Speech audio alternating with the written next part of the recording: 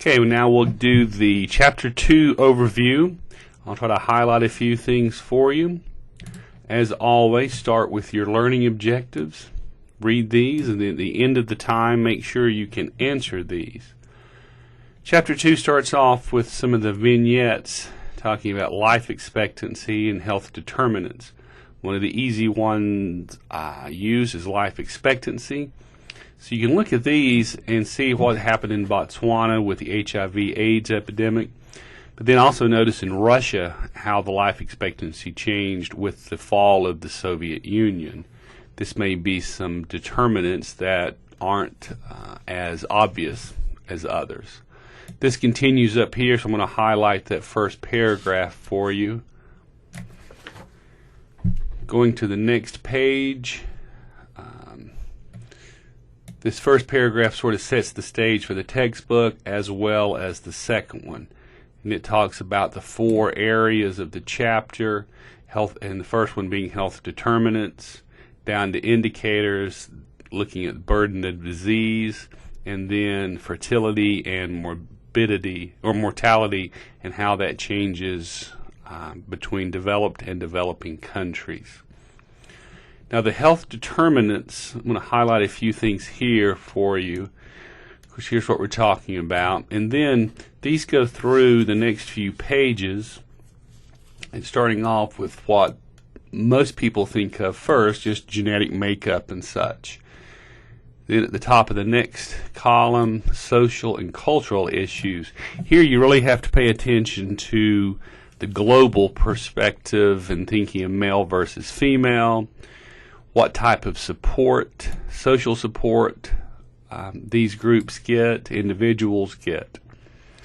The next paragraph, environment. In the U.S., we may think a lot about pollution, chemical spills, as in West Virginia, but we also have to think about indoor air pollution and such. Most of the world cooks. Many people cook indoors with an open fire, and so indoor air pollution is certainly a problem around the world. Education is a huge factor in overall health. Whether it be it brings knowledge of health practices, or it allows you to have more access to better health services. We continue on and make sure you spend quite a bit of time with figure 2.1. Something I always recommend to students on these figures and models like this, make sure you can explain this to someone else. If you have an accounting roommate or someone without any expertise, background, or even interest in the topic, and you can explain it to them where it makes sense, then you probably have a good understanding yourself. Okay, we go down and we talk about, in the next determinants of health, individuals' practices and behaviors. We go down, the next paragraph talks about early child care, how infants and young children are, their nutrition and such. Then we go to what's one of the obvious issues that comes up is the availability of healthcare services. Something that's been in the news in the States recently, the governmental approaches, is in the next paragraph, how the government tries to take care of its populations. Most of these determinants can be summed up from a WHO Commission, and their important themes, or some of their important themes, can be found in this bulleted list. So pay attention to that.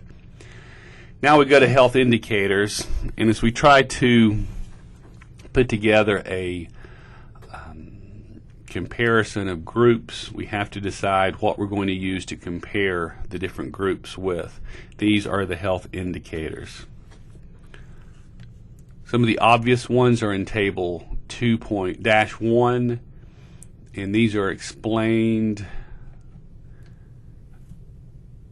starting in, let me see, here and coming down. Make sure you're familiar with these, and everything in Table 2-1. As we keep going over, we have the infant mortality rate. Life expectancy and infant mortality rate are often used to compare the health of countries. Infant mortality rate is a little misleading sometimes because of what happens here about how many children die in the first month of life. And we take that concept further and we go down into the child mortality rate. So pay particular attention to that. Okay, I'm going to flip over, look through the graphs, and I'm going to flip over to page 23, and we pick up with morbidity and death rates, mortality. You may want to go through that paragraph a couple of times, making sure you can explain how these are calculated, morbidity, mortality, and how death rates calculated. Next we get into prevalence, point prevalence, and on the next page, incidence. Prevalence, just make sure you have a good working definition of prevalence, the number of people at a certain time. Point prevalence, where prevalence is over a period of time. Point prevalence refers to a one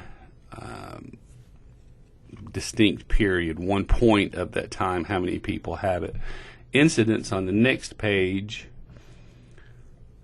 I'll highlight this for you. The number of persons contracting a disease per 1,000 population at risk for a given period of time.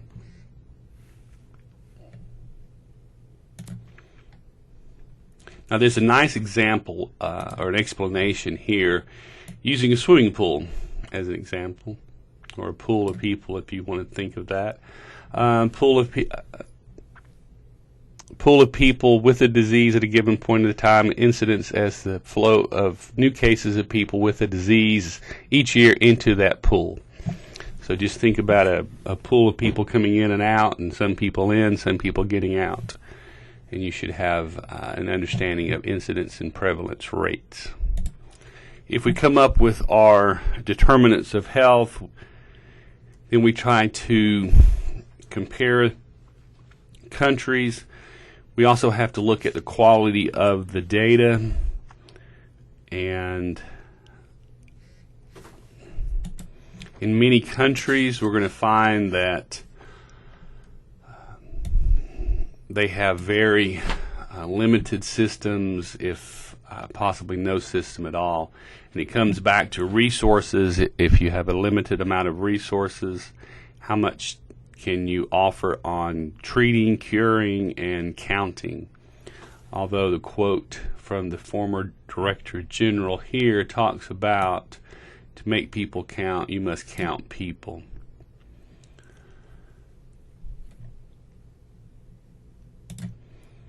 Now the rates we've talked about so far are life expectancies and death rates. Now we're going to talk more about the burden of disease in this section. And going back to the definition stated in Chapter 1 that looks at physical, mental, and social well-being, not just merely the absence of disease and so on. So on this one we come down and we come up with a way of looking at the burden of disease. The first one we're going to start with is the health-adjusted life expectancy. So make sure you spend some time and are familiar with this. I'm going to highlight this for you, the definition. It's the number of years in full health a newborn can expect to live based on current rates of ill health and mortality. So if you are newborn in the United States and you have a 78-year life expectancy, how many of those years are going to be in good health? That's what we're talking about here. And you can find this in the in Table 2-2. The next composite indicator is the health status. Is the most commonly used in global health, so I'm going to highlight that because that's what's going to be used throughout the text. And this is a measure of the amount of health lost because of a particular disease or injury. Okay, the disability adjusted life year. Okay, I'm going to continue to highlight here and on to the next page for you. And this paragraph has a nice explanation down to the 3 groups that's used for this calculation. After you spend some time with this, they provide a pretty clear example here of an 80-year-old dying of a heart attack at 40 and having 40 years of lost life due to that event. On the next column, I'm going to highlight part of this paragraph for you to draw attention there. And again, the book's going to use this indicator throughout most of the text. So you need to have a clear working knowledge of that. Now we're going to move on to global burden of disease. You need to have a clear understanding of this. I'm going to highlight tables 2-3 for you, the leading causes of death and the 10 leading causes of disability adjusted for the low middle income countries. Now study this, and as we come over on the next page, you're going to see that as you look through those causes, they vary quite a bit. And we're talking about the high income countries. 87% of deaths come from non-communicable diseases, which you would expect. But if you look further in the disability adjustments, you're going to find that in some of the low to middle income countries, something comes out which you may not expect, and that's depression. That's the advantage of this indicator. So I'm going to highlight the causes of death by region, just the titles here. So in your mind, I want you to read these and compare the differences. And then the last one, within countries, and how much variation some countries may have within their own borders. And this is depicted and found in table 2-4. And 2-5, leading causes of death. Look over both tables, 2-5, 2-6. Now we go into risk factors. And of course, you'll need to be able to define risk factors.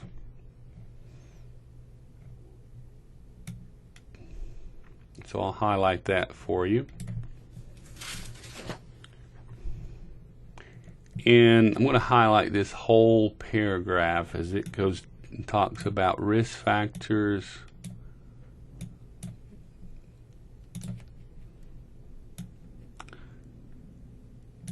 And we often think about exercise, seat belts, alcohol, but in the next paragraph, on a global aspect, we may think about proper sanitation, safe water. Are you living in a war zone? Are you living in a refugee camp?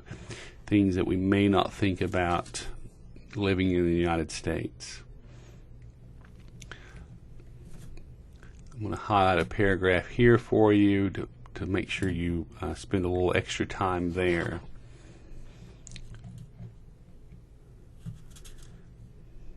Make sure you compare the low middle income to the high income countries and see what falls out there.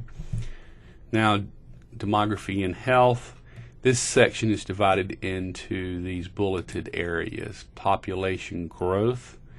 You can see where we are now, about 6.9. And there's a typo. That should be a B. The world's population isn't 6.9 million, it's 6.9 billion. The same thing goes here. And